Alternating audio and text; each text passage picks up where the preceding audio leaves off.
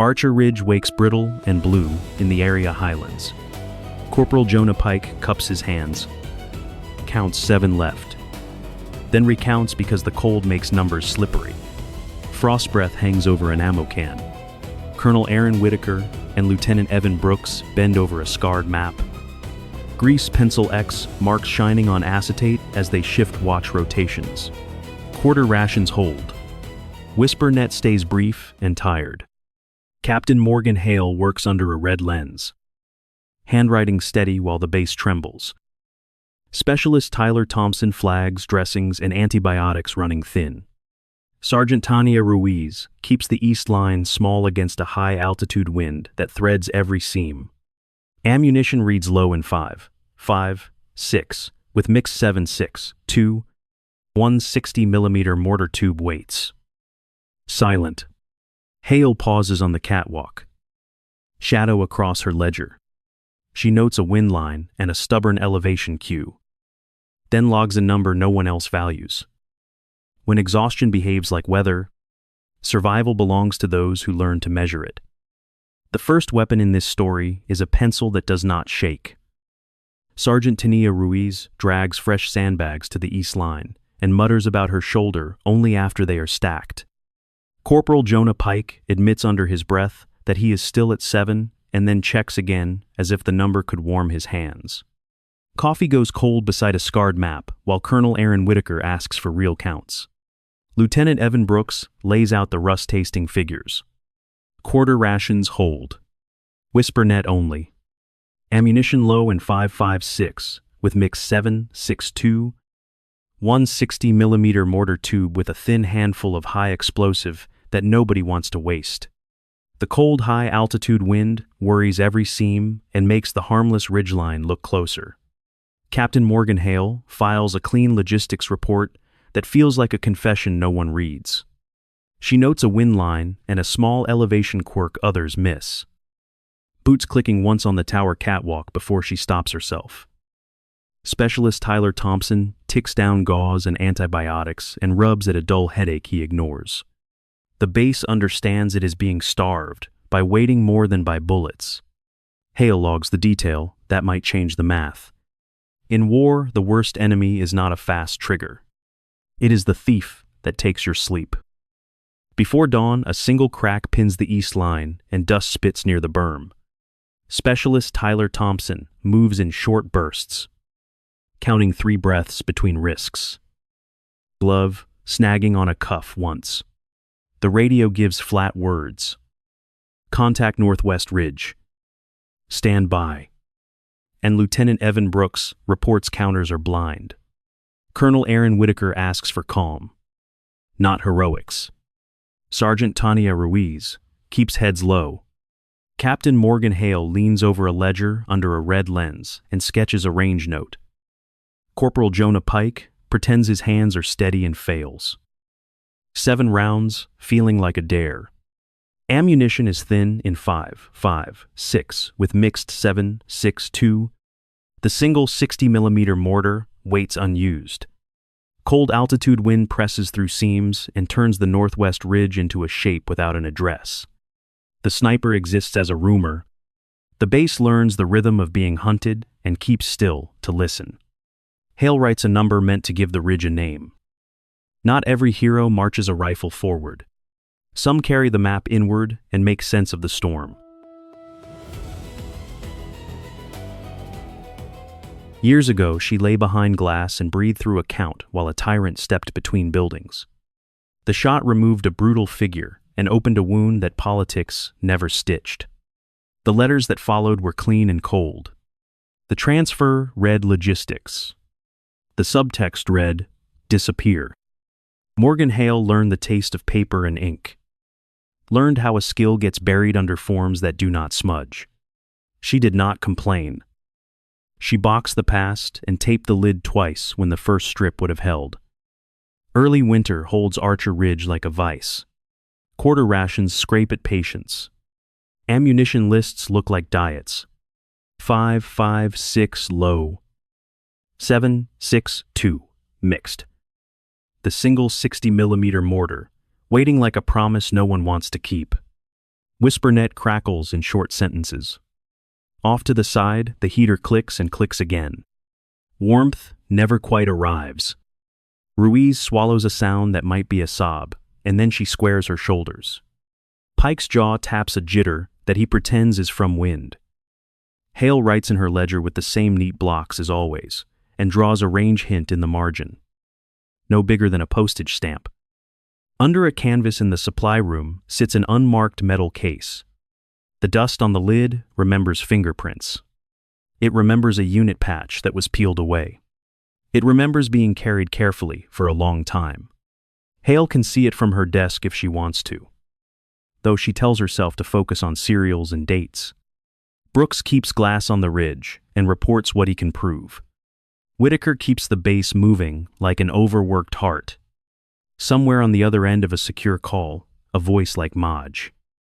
Lila Grants asks for status updates in a tone that says, "Do not surprise me." Hale thinks about what used to be simple. Physics is honest. Wind is what it is. Angle is what it is. The cost comes afterward, paid out in rooms where no one looks up. She remembers the weight of a Macmillan TAC-50 and the plain reliability of a Nightforce ATACR 7-35 by 56. She does not pull anything from its hiding place. Not yet. She sits with what she owes. She listens to the tower groan in the dark and feels the numbers settle. Sometimes, redemption is not kneeling. It is standing where the world needs you and staying long enough to own the cost. The command shack smells like cold coffee and oil when Captain Morgan Hale steps in with a plain metal case. Colonel Aaron Whitaker looks up and reads the way she carries it. Careful and already decided. Lieutenant Evan Brooks starts to shape a protest, then sees the map and the clock and swallows it. She asks for radio discipline, limited to command and medical, on WhisperNet, then access to the water tower before first light. Outside, Sergeant Tania Ruiz keeps the east line steady. Voice low and even. Corporal Jonah Pike listens for hope he will not name and rubs numb fingers that refuse to warm. Quarter rations hold. Ammunition stays thin in 5.56, with mixed 7.62 that does not fit every need. The single 60mm tube sits quiet in the corner of everyone's mind. Conditions are briefed, like weather. Quartering wind sharper than yesterday. Temperature dropping as the sky pales. The ridgeline is still a shape, not an address. Hale places the case on a table that rocks and steadies it with her palm. She names the kit without drama. Macmillan TAC 50 inches .50 BMG with a Nightforce ATAR 7-35 by 56. Risk framed plainly. Best elevation lives on that tower. Worst signature lives there too. For a second, she almost rushes the ladder in her head. Then she stops and waits for the word. Whitaker gives the word because intent stands. Protect the pass. Brooks nods. Not cheerful. Only precise. He recognizes the particular calm of someone paying with their own change. Frost crystals bloom on the ladder, rungs outside, and a kestrel-like meter fogs for a heartbeat when Hale breathes near it. The tower looms like a tired spine. The ladder becomes the plan. Some choices sound like asking permission. They are really commitments you have already made. On the tower catwalk, the metal is cold enough to bite. Captain Morgan Hale lays out a working picture of the ridge. Sketching the broken tooth where a hide might live, Lieutenant Evan Brooks takes the glass and agrees to spot, because truth on impact matters more than pride. The wind shifts colder and quartering. So Hale rethinks the numbers in her head without speaking them. Her glove slips once on a rail. She steadies, then places a damp cover to tame the blast and stays a step back from the edge. Below, Sergeant Tania Ruiz keeps people small, reminding teams to use the ground instead of bravado. Corporal Jonah Pike listens for a shot that does not arrive and counts to 5 just to quiet his hands.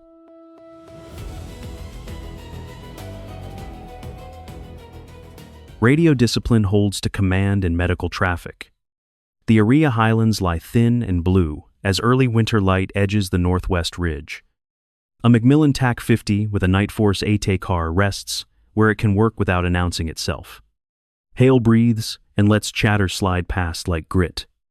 She is not here for theater. She is here to own consequence.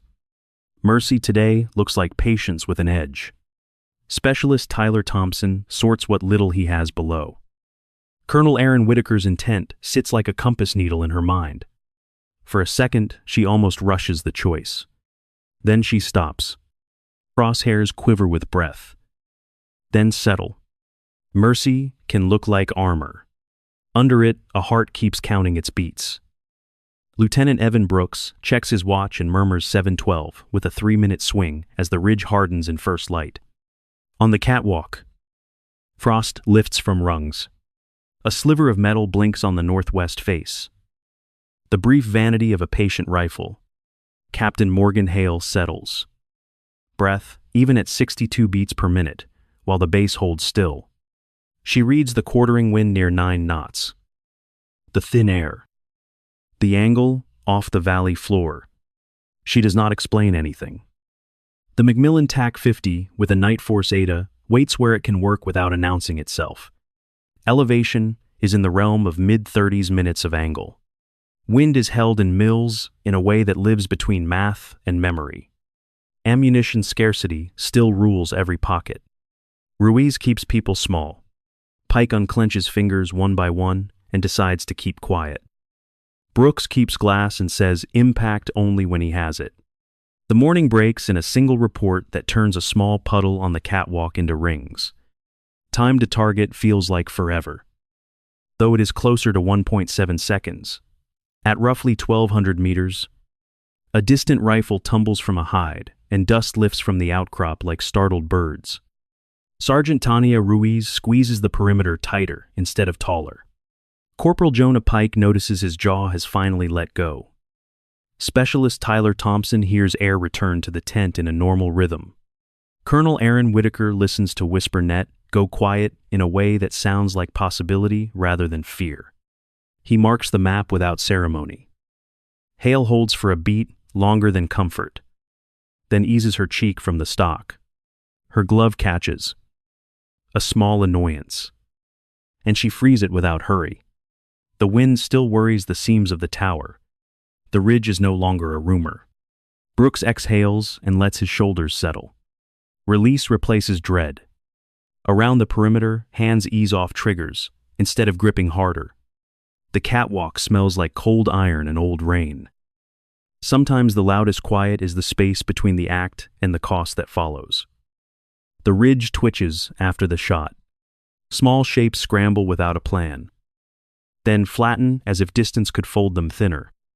Dawn sits cold on Archer Ridge, and the air tastes like a coin held too long.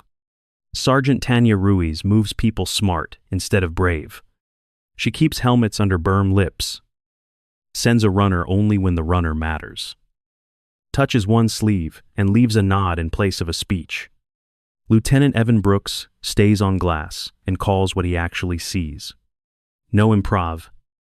No wishful thinking. Captain Morgan Hale holds overwatch for a few more minutes, counting breath and horizon lines. Then signals a quiet displacement from the tower to a secondary hide. Ladder rungs take soft boots. A glove squeaks once on cold paint, and someone pauses to exhale. WhisperNet carries only the small traffic that fits. Archer Main. Overwatch. 1 displacing. Maintaining eyes. The area highlands look honest again. Thin light. Colder wind. A ridge that stays beautiful and far. Colonel Aaron Whitaker hears a new kind of silence. Not the held breath of fear. The usable quiet that means lunch is possible again. He authorizes measured movement, not celebration. The whiteboard gets wiped and rewritten calmer. Steam curls from a dented kettle and the generator evens its voice.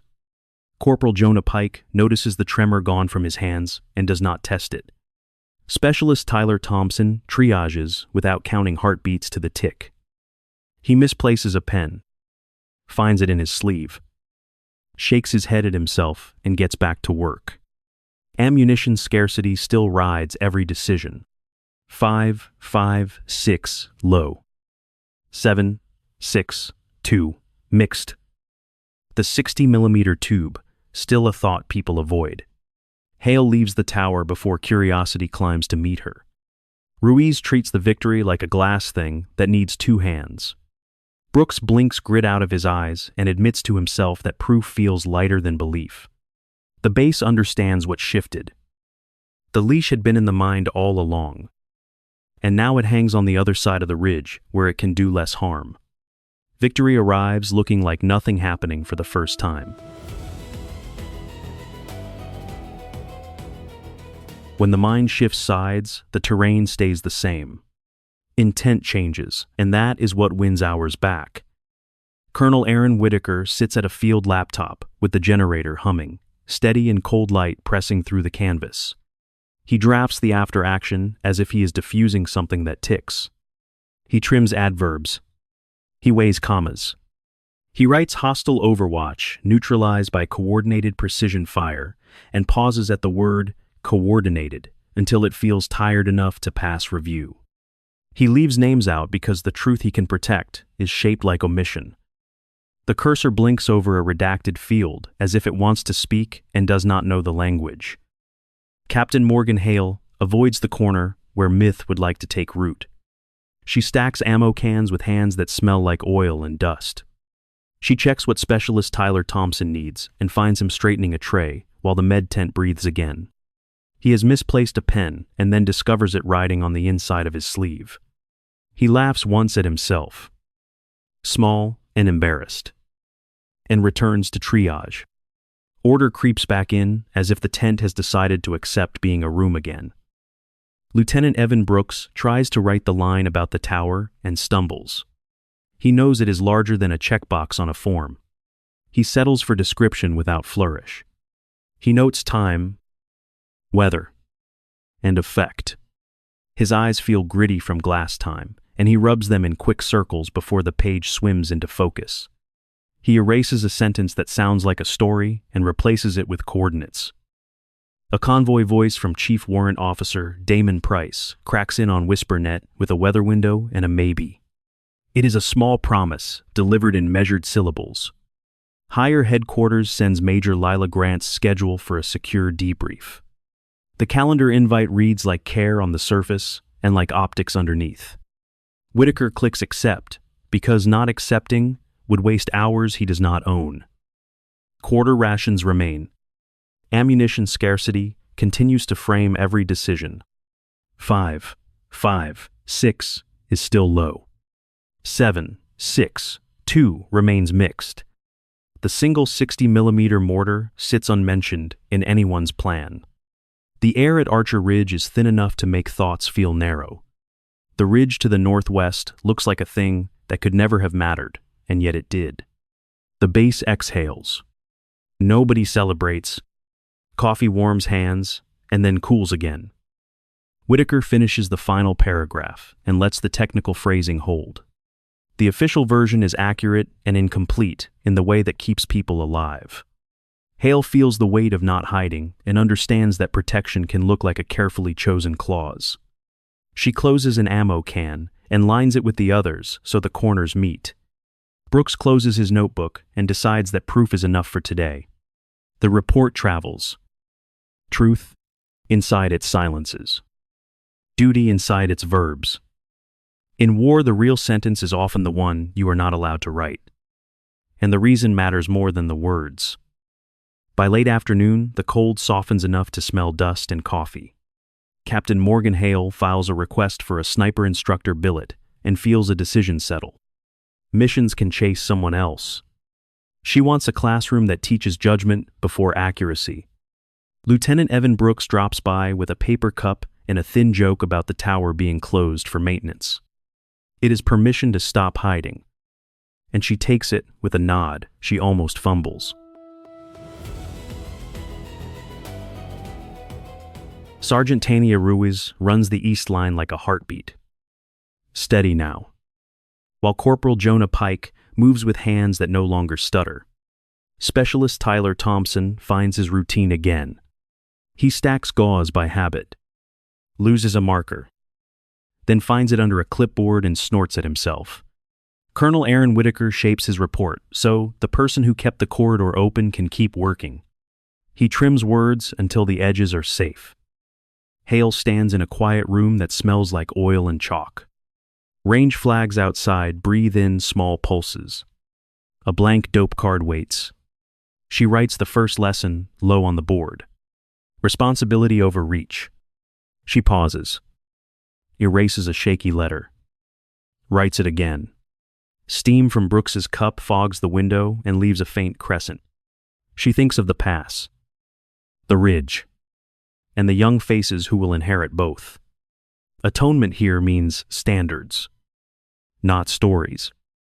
Real strength is not about the farthest shot. It is knowing when not to take it. Wind keeps the hours on Archer Ridge as the tower goes quiet. Captain Morgan Hale closes the unlocked case and watches convoy lights fade. Colonel Aaron Whitaker pairs the report and moves base to rest. Lieutenant Evan Brooks and Sergeant Tania Ruiz reset routines. Corporal Jonah Pike and Specialist Tyler Thompson breathe without counting. WhisperNet sounds normal again. Somewhere a ridge waits. Hale knows the classroom opens first. Her ledger adds one line. Balance due paid. The best ending for a legend is becoming the standard someone else can meet.